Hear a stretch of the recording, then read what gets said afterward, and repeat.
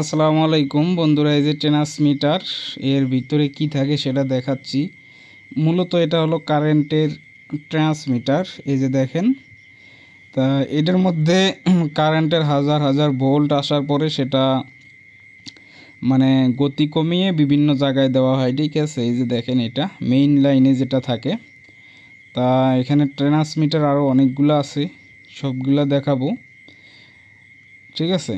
তো এখন এই যে দেখেন, তা আমি অবস্থান করতেছি এখানে ট্রান্সমিটার বিদ্যুৎ উৎপাদন হয় তার পাশেই, যে এখানে অনেক অনেক ট্রান্সমিটার পড়ে থাকে এবং খোলা ভিতরে কি থাকে সেগুলো আপনাদের মাঝে শেয়ার করতেছি।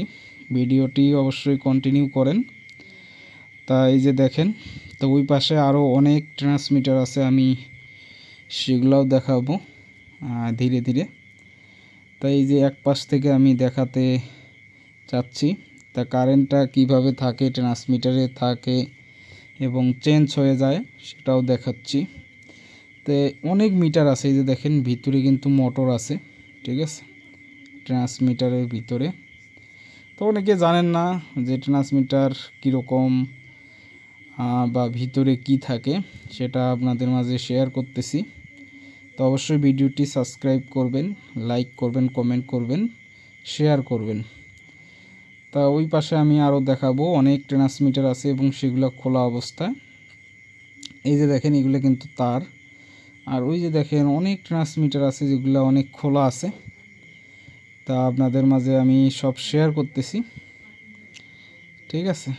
তো এই যে দেখেন, এগুলো কিন্তু অনেক সুন্দর ট্রান্সমিটার, ঠিক আছে। ট্রান্সমিটারের ভিতরে যে অংশগুলো দেখেন, হয়তো ছোট বড় মিটার আছে, বাট সবগুলো ট্রান্সমিটারই বলে।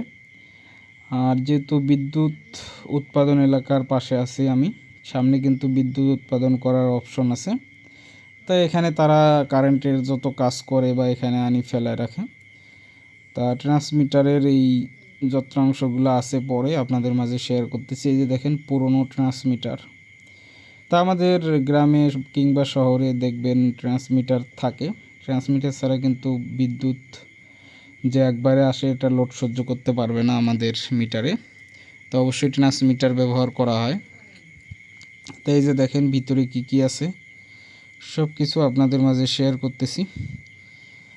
হ্যাঁ, আর ওই পাশে কিন্তু আরও অনেক আছে যেগুলা ট্রান্সমিটার ছোট বড়, ঠিক আছে। তো এইগুলো দেখতে থাকেন, এগুলো কিন্তু তারও আছে। তো এটা নীলফামারী সৈয়দপুর যে রোড এর পাশে আমি ভিডিও করতেছি। তা আপনাদের মাঝে যতটুকু পারি শেয়ার করলাম। তা সবাই ভালো থাকবেন। আসসালামু আলাইকুম।